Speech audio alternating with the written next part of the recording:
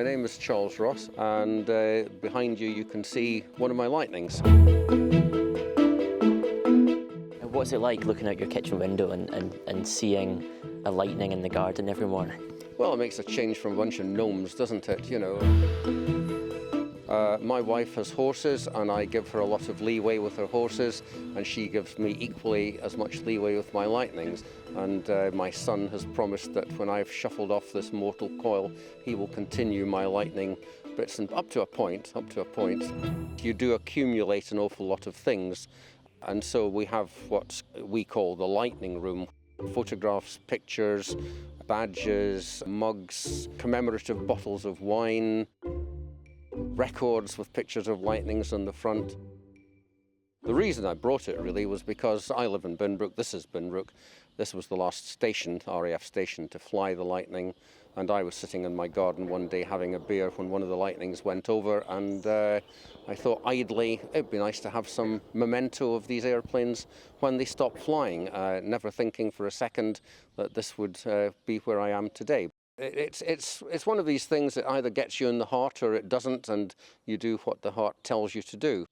We here are all fairly passionate about this aeroplane, and so this is what we do. Other people will no doubt preserve other parts of British heritage. This is ours.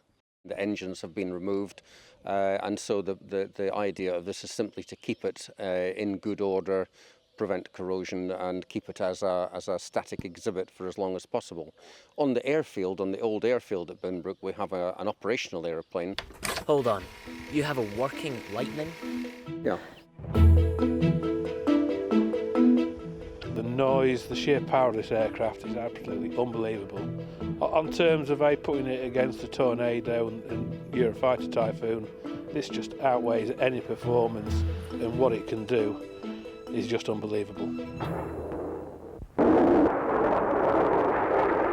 At supersonic speeds, control of the lightning is smooth and pleasant. There's 7 years between finishing off with the Spitfire to the Lightning coming into production. There's only a 7-year gap between that. This is one giant leap.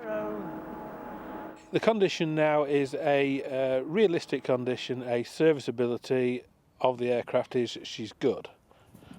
From the internal point of view of engines, reheats and stuff like that, and the main cockpit, instrumentation controls, flaps, everything really works on the aircraft.